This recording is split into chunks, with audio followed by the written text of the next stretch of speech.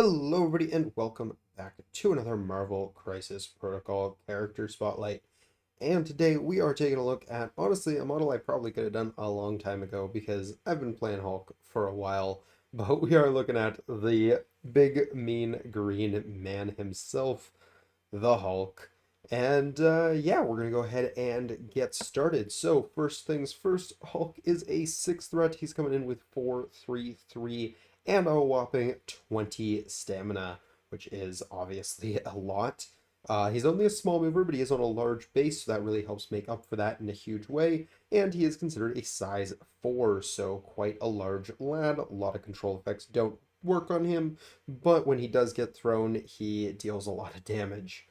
He's got 3 attacks on his card here. He's got the Strike attack. This is a range 2 7 dice attack. After this attack is resolved, this character will gain power equal to the damage dealt, and it's got a Wild Push. So for a 6 threat, I think that's a relatively standard builder. I mean, obviously, there's not that much to compare it to being a 6 threat, but it's close range, has a lot of dice, and has a nice control effect that's any size push, so that's pretty good. Next, it's got Wild Thunderclap here. This is a 3-cost spender. It's going to be a beam 3 5 dice attack with absolutely no rules text. Not the best thing in the world, but in the right situation can be really, really useful, especially when you combine with some of his other powers, but we'll talk about those in a moment. Next, and lastly for his attacks, he has Hulk Smash. This is a range 2 8 dice attack that costs 4 power. It's got a wild stagger and a wild throw. It's an any size throw and it's any direction and it's throwing him small. So really, really good triggers there. It is on a wild, so you can't 100% count on it every game, but with 8 dice, they're pretty decent odds that you're getting a wild in there somewhere. So most of the time you will get this trigger off, and that is an any size throw and a stagger, so really, really good, can do a lot of damage with that. It is only 1 extra die, so you're really just doing this attack for the conditions, or if you just really need to make sure that thing dies. But even then, the throw could be extra damage, so most of the time you're doing this for the throw and the stagger. Next, we go into his superpowers here. The first superpower he has is Gamma Leap. This is a 3-cost superpower, and it says place this character within range 2 of its current location. The superpower can only be used once per turn. Now, on a large base, that is a lot of distance that you cover with that sort of thing. So, really, really useful there.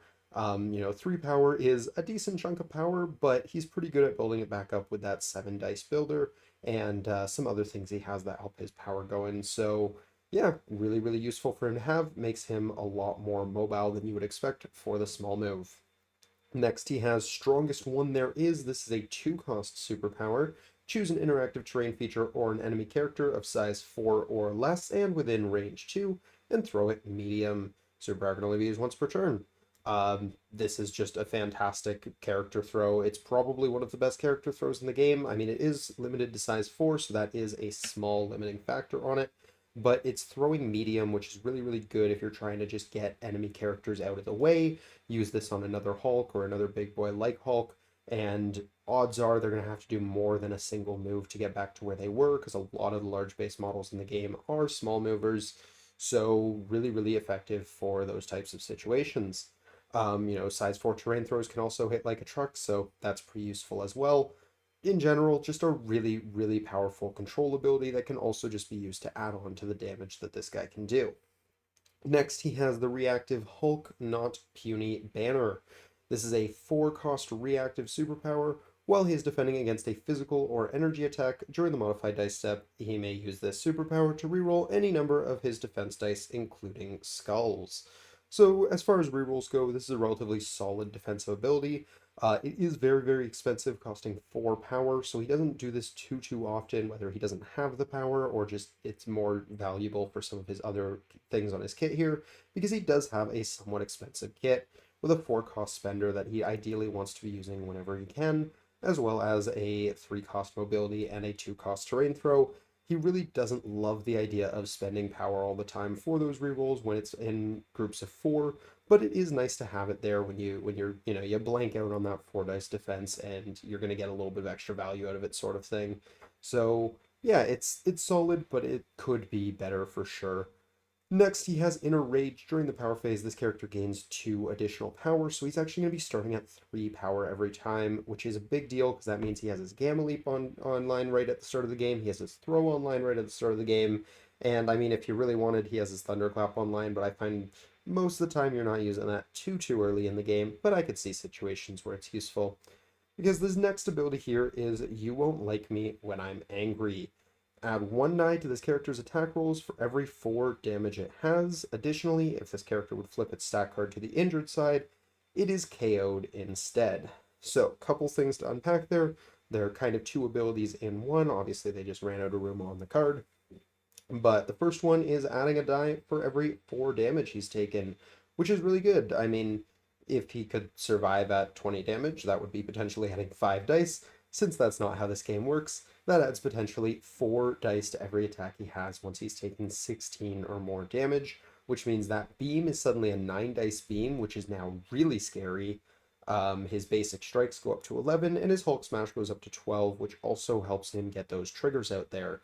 Of course, that scales, once he's taken the 4 damage, everything goes up by 1, and so on until you get there. So really, really nice little deterrent to kind of tell your opponent, don't attack this thing, otherwise it's going to do even meaner things to you, but also you're not attacking this thing, so it's going to do mean things to you anyways. So it's kind of a cool little decision point that it gives your opponent, and it can really bite you if you try to kill a Hulk and fail. And then when he would flip to his stack card to his injured side, he's KO'd instead. There is no flip side on the Hulk here, so he just has the one side, but it does have 20 health, so it still takes a minute to chew through that. That's both an advantage and a disadvantage. It means you can't deny an activation with Hulk by dazing him, which is really, really nice. On the other side, there is no buffer, so if he's roughly at the halfway point where he would normally be dazed, and somebody spikes him for a lot of damage off of, even just like a 5 dice attack or something, it's almost like that damage has been carried over to what would have been the injured side on another character. So you kind of have that give and take there of he can be spiked out really, really easily if you're not careful, but also he's harder to deny an activation for him. So there's bonuses and drawbacks to that, but of course that plays really well with his extra dice for damage taken ability there. Finally, he's immune to poison and stun, both of which are pretty helpful there because gaining 2 additional power just not happening would be very unfortunate for this man. And as we already kind of mentioned with the 7 dice builders and then the fact that he tends to take a lot of big dice hits, he likes being able to gain more than 1 power from those types of effects. So really, really important that he's immune to stun there. And immunity to poison is a nice little quality of life thing, but not the biggest deal in the world. But yeah, that is Hulk's card. It's a lot of stuff on this card, and there's a lot of things to unpack here. So I mean, starting out looking at the card here, he's probably one of, if not the best control pieces in the game. His main attacks that he's going to be using are mainly the physical attacks here. Like we said, when you have some damage on you and you can really get some value out of the thunderclaps, sometimes that's worth using instead. But a lot of the times you're using these first 2 attacks because they've got the wild push and the wild throw. So if you're going for damage, they're great because the throw can help you throw enemies into each other and do extra damage there. So it's fantastic for that. But if you're playing the control game, being able to throw characters away and stagger them, potentially throwing 2 different characters with 2 Hulk smashes, staggering both of them, and then using the strongest one there is to throw another character medium, you can potentially displace 3 models, one of which has been thrown a full medium distance, 2 of which have been thrown small and staggered. So a lot of really, really hard control you can do with this guy. And while you're throwing these attacks out, you're probably doing pretty decent damage because these are 8 dice attacks. And you can mix it up. You can use some of them for control, some of them for damage. You can even decide partway through, as I often do, throw a couple spenders at some guys, throw them around, throw them into each other, whatever you need to do. And then how the dice go, that guy's still got a lot of health left. All right, we're going to send him away. We're going to get rid of him. Alternatively, this guy's on 1 and the other guy's got like 3 health left, we'll throw one into the other and drop some models this way. So he's got a lot of versatility and things you can do with him on his turn. Usually it's recommended to try go with Hulk later in the round as your last or second last activation sort of thing, so he can misplace models that have already moved. They're not going to be able to move back to where they were. Also gives him an opportunity to have taken some more damage, giving him more dice on his attacks when he goes. So he has a lot of kind of cool things he can do to kind of be extremely relevant near the end of a round. And because he's got that massive health pool and it's hard to deny his activation, you're usually a little bit safer waiting to go with him. Now, obviously, with that said, if you're starting the round and he's on like 3 health, you probably don't wait. You get him going as early as you can. Try to do as much damage as you can to, mitigate some of the things coming at him and maybe even try to keep him alive for the next round, especially if he's holding objectives or anything like that. Because he's also a great model to have holding on to those objectives, especially the ones you can stack. Hammers on Hulk is just rude. Again, adding to that thunderclap and other things like that. And then in addition to that, other ones you can stack like what are they called? Show for the cube, cube fragments. Those are really, really good for him too. They damage him, so they help get him that power online or that extra damage online early, and they give him extra power, which he definitely appreciates having access to that spender more often and just the rest of his kit in general. So lots of really, really meaningful things there, and yeah, he's a fantastic objective piece. He's a very solid attrition piece. A lot of good things on this model. As far as potential drawbacks and things like that for him go, 20 health sounds like a lot, but it really does go by fast, especially if your opponent's targeting him down. Hulk is a model that if you're not playing somewhat safe with him, he will just die unless you're rolling really, really hot dice. And he does have the potential to just kind of get spiked down. A couple really solid hits, and suddenly Hulk is in the danger zone. So you have to be careful. You have to know where you're going to put him in. You got to know who you're putting him up against. And ideally, you want to have some tech in your list to try and keep him going as long as you can. For me, I solved that problem through bodyguards, and we'll talk about that a little bit when we get into affiliations and things like that. But it's just something you do have to keep in mind while you're playing him, is that that's going to be a potential concern for you. In addition, a lot of people, instead of trying to kill him, will try to control him. They'll throw him away. They'll keep him out of the fight. And I mean, the Gamma Leap helps keep him into the fight, so that's great. There are ways to get around that, but you do have to be careful of if your opponent has models that can throw him. They can also throw him at your other models, and it's a size 4 coming at your friendly models. So Indomitable is your friend, and so is Brace for Impact. If you're running Hulk, those are the two cards that I run with him, and I think they do a lot in Hulk lists. All right, going into his tactics cards here, he has 3 different tactics cards. The first one here is Agents of Smash. Now, Agents of Smash is a Hulk and She-Hulk card. It says if they are within range 2 of the same terrain feature size 5 or less, they can spend 3 power each to play this card. One of them throws the terrain feature long. So this card is incredibly effective if you happen to be playing both models anyways. Size 5 terrain features are usually something that just can't be interacted with in most cases. You can't throw them or destroy them by most means in the game. So this is one way that you can. So if you can pull this out on your opponent, I mean, it's a long throw of a building that's going to do 6 flat damage before blocks. So yeah, that's very, very effective. Obviously, you want to make sure they've already burned Brace for Impact. If they brought that, you really don't want to, play this card, pay 3 power off of both of these 6 threat models, and then have your opponent just stop it with a single power and a tactics card. That's not really what you're going for here, but it's a really cool card. Unfortunately, I find 2 6 threats is a lot, so it's going to be pretty rare that you're running both of these models together. But I think if you are running them together, it's worth at least considering this card because it can do a lot of damage, and it doesn't count as using up Hulk or She-Hulk's terrain throw of their own. It doesn't even have to be done on their turn as long as you're the active player, so you could be going with a different model while you play this. So I think there's some interesting things there, but unfortunately, I just find running 2 6 threats is often pretty hard to do, so you don't see it all that much. Next, we have Anger Management, the often forgotten Avengers tactics card. Any non-Hulk Avenger within 3 of an allied Hulk can spend up to 5 power to play this card. The allied Hulk suffers damage equal to the power spent and gains that much power himself. In concept, this can be pretty cool. You can plink some extra damage onto Hulk and kind of use that to give him more power, but also just more attack dice. So that's kind of cool in concept. Unfortunately, as we already mentioned, Hulk can kind of go down faster than you want him to a lot of the times anyways. So that can be a little bit risky throwing damage onto Hulk intentionally just to power him up. That's definitely something you want to be careful about doing. I don't think it's necessarily a bad strategy if you have a plan in mind and you know how to kind of mitigate it. If you have the tools to do that, it can be solid. But you got to be really, really careful with this card, which I think is the main reason why it doesn't see all that much play. I will say, looking at the art, it is Hawkeye doing it to him, which I think is kind of perfect because Hawkeye, just as a model, tends to build up a lot of power and doesn't have all that much to do with it. So he would be a good contender to be the one playing this card on him, but I don't think it's all that powerful. So unfortunately, I don't think it's going to happen all that much. But it's an interesting card at least, so there's that.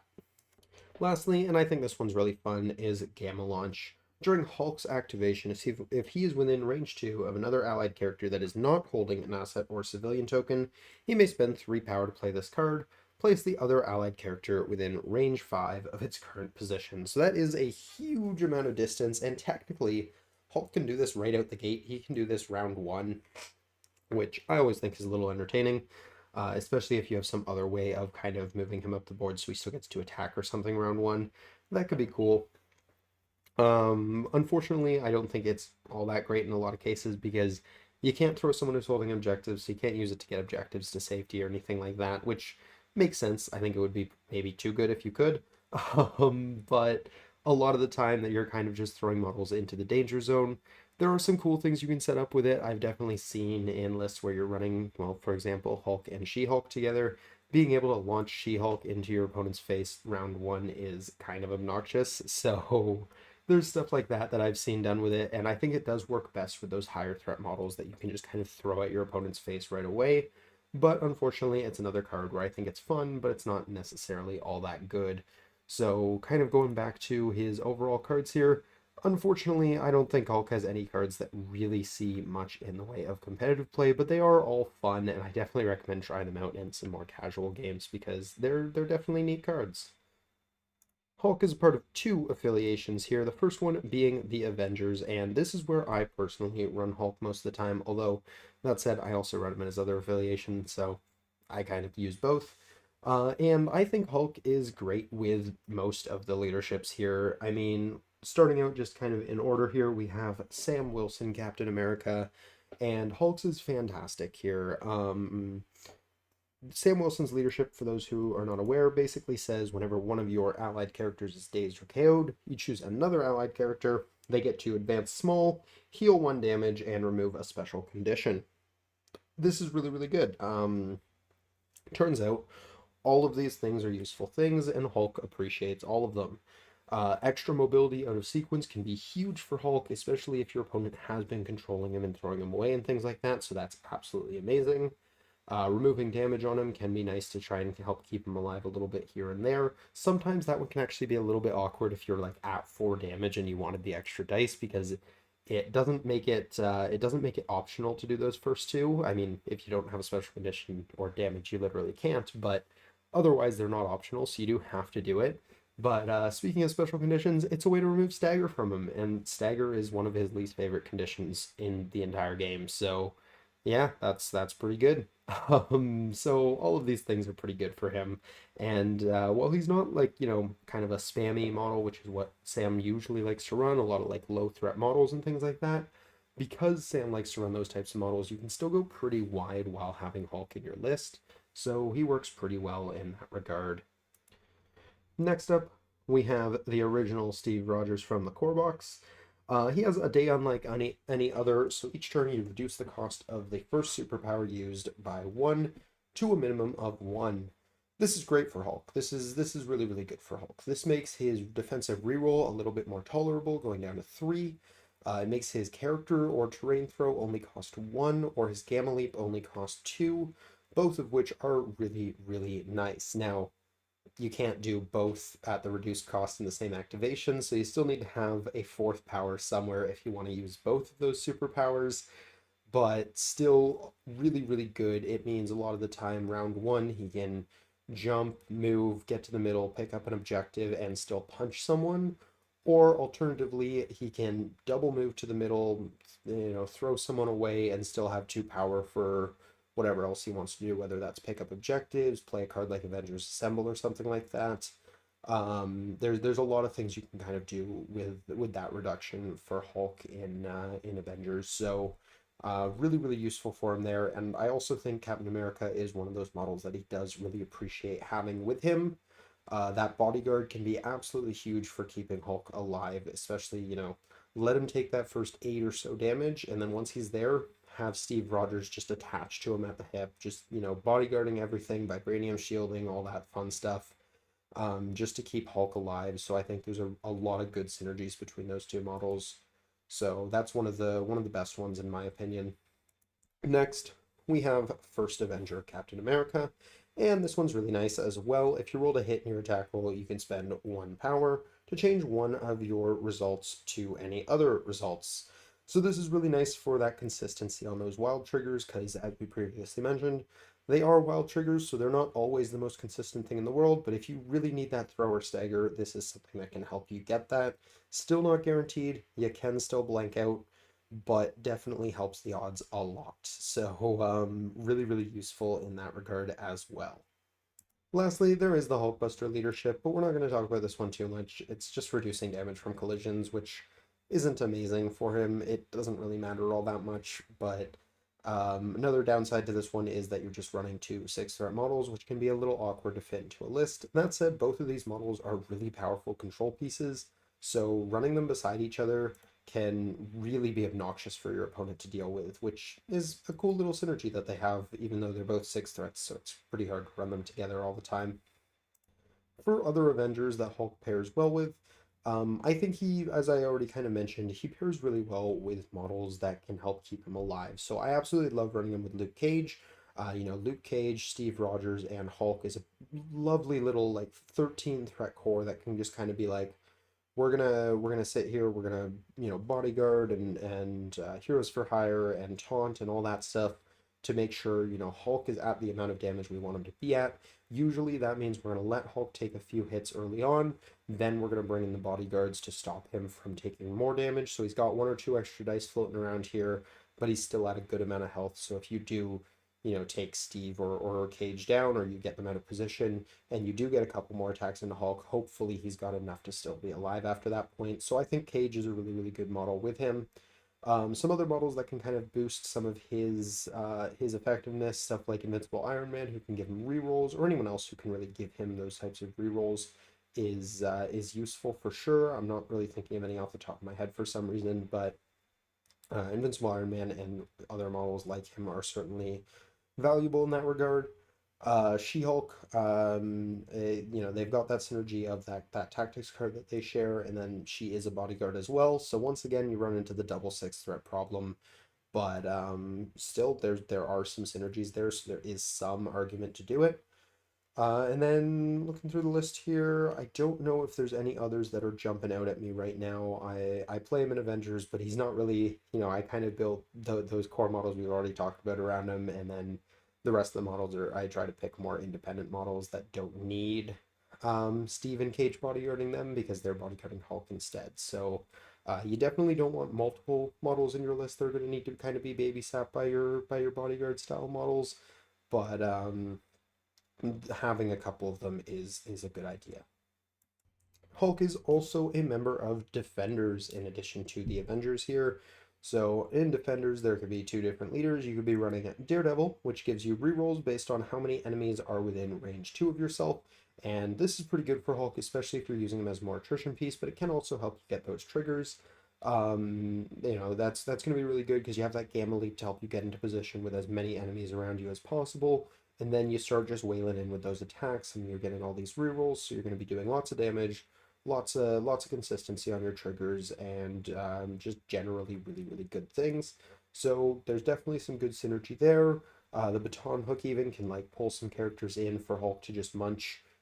So there's some cool things there. I think the big one though just being the leadership. And the other one here is Doctor Strange. Doctor Strange lets you change your attack type from whatever it currently is to any of the attack types in the game. And if it deals damage, you throw out the Hex condition.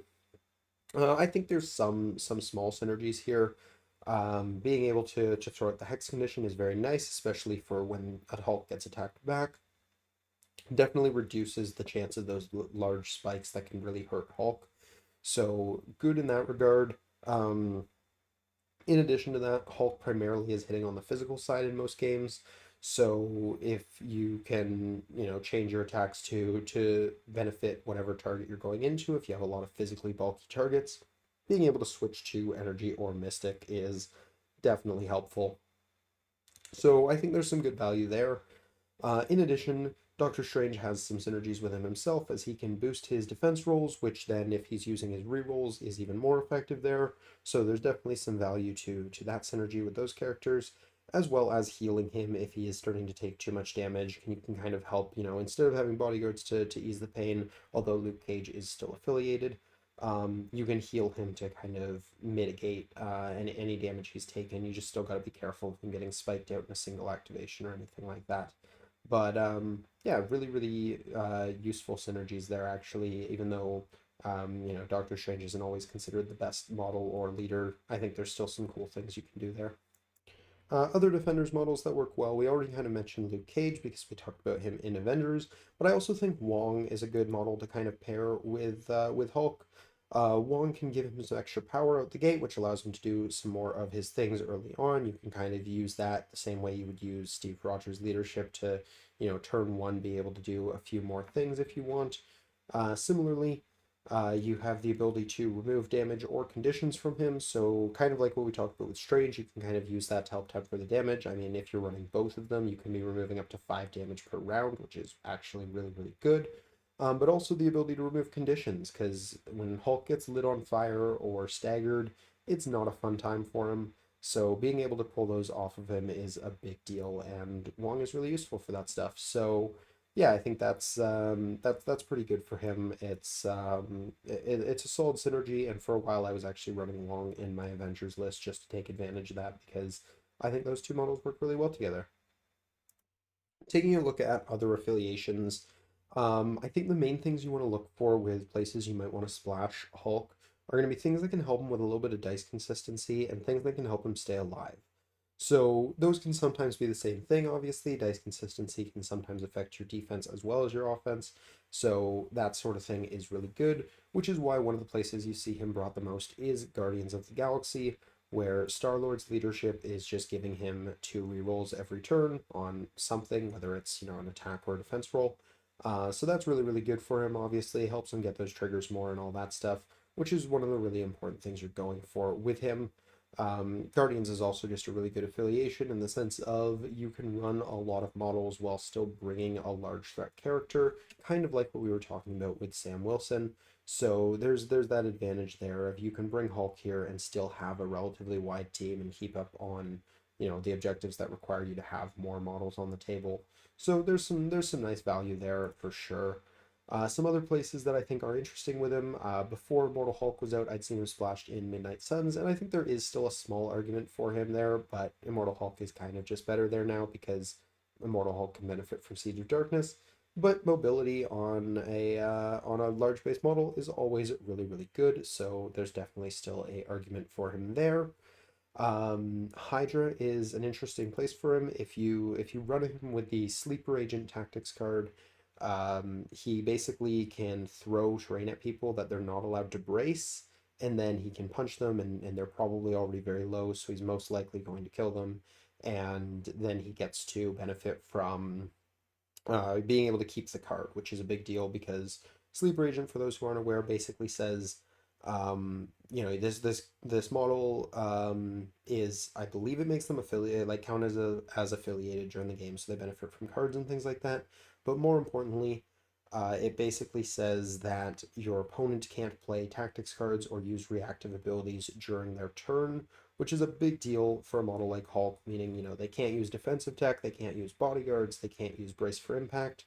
However, as soon as you make an attack that doesn't daze or KO a model, you lose the card for the rest of the game. So it's really good with Hulk because he can do that large terrain throw to do a bunch of damage, and then the punch is much more likely to get the daze or KO after that point. So lots of cool things you can do with that there. And you have some other models that can kind of help you with dice consistency, like Zemo or Strucker with their reroll aura, Zola, who can also give you rerolls, and a few other things like that. So there's some cool things you can do in affiliation there that kind of help out to just raise the consistency of that even more. As an objective piece, I've heard of him being run in a few different places, all the way from Web Warriors to X-Men, just because he's a great model to just kind of, he's always a safe grab. He can um actually, I guess he's not always a safe grab. He's only a safe grab in Avengers now that I'm thinking about it. But in X-Men he is as well because he can storm hop and then move and grab things. But he's also kind of safe in the sense of he has 20 health, so good luck taking him down round one. I've seen a lot of damage done to him round one. I've actually almost taken him down myself round one, but it's still not that easy to do. So he can be really good for stuff like that. But yeah, there's a lot of interesting places you can run him. He can do a lot of things in a lot of different affiliations, so it's kind of hard to like pinpoint specific ones where he's more effective than others. But I think we've mentioned a few of them here, so that gives a generally good idea of some of the places he can be really effective. I also want to give a quick mention to the tactics card Venomized in regards to Venom Hulk. This is a really interesting card with him. This card was only recently revealed, so I haven't actually had a chance to test this out myself or see how it plays, but I think this could be really, really interesting on Hulk. So for those who are unaware, because this was just revealed at Adepticon, I believe a couple weeks ago at the time of upload for this, and basically, you pay 3 power to play this card during your activation. So technically, you could do it round 1 with Hulk if you really wanted. For the rest of the game, you lower your energy defense stat by 2 to a minimum of 1. So that does bring Hulk down to 1 energy defense, making him a 4-1-3 stat line. However, for the rest of the game, you also gain this attack up here, which is basically Venom's Spender. It's a range 3, 3 cost, 7 dice attack that says after the attack is resolved, you remove 1 damage from yourself for each damage dealt. So why I think this is so interesting with Hulk, because I know at first you're probably looking at it being like, wait a minute, it's a 7 dice attack that is the same as his builder, but it costs 3 power. What I think makes this really interesting is that it's going to stack with You Won't Like Me When I'm Angry. So as Hulk takes damage, he's going to get to benefit from the extra dice on this, and then he's going to be able to heal that damage with the damage that he deals. So really, really good for just kind of getting that healing going that'll help keep him in the fight longer if he's starting to take a beating. And obviously this is going to scale with how much he's taken, so you're more likely to heal more if you've taken more, which I think is a really cool little synergy for him to have with this card, and I think it could be really interesting. So I'm going to try it out myself for sure and see how it goes, but I'm definitely excited to see how this card plays out with specifically Hulk. But that is going to do it for my thoughts on Hulk here. Ultimately, here we have a fantastic control piece that can also serve as a really effective attrition piece. A lot of people have said Hulk is the best model in the game, and while I don't know if I'm quite on that train, he is certainly extremely powerful, and he's an incredibly good model. He does a lot of things. He does a lot of really powerful different types of abilities, and between his control and his damage, and you know I'm hesitant to call him tanky because he does just tend to get spiked really hard, but he does still have a lot of health to chew through, so he can provide a lot of value to a lot of different teams, and he can be played in a lot of different ways, which I think makes him really fun and really interesting. So yeah, overall he's definitely one of the best models in the game. Whether or not he takes number one spot, he's very high up there. But let me know what you guys think down below. Where are your favorite places to run Hulk? What kind of synergies do you think work really well with him? Did I get all the ones you like? Did I miss any? Let me know. I'm very curious to hear what you guys think. And this is a model that I run a lot of, so I might even take some suggestions here in terms of other characters that he goes particularly well with. Definitely curious to see what everyone thinks. So that is going to do it pretty much though for me on this one. I hope you guys enjoyed. If you did, please do drop a like down below. Subscribe if you're new to the channel. And until next time, have a great day, everybody. Peace.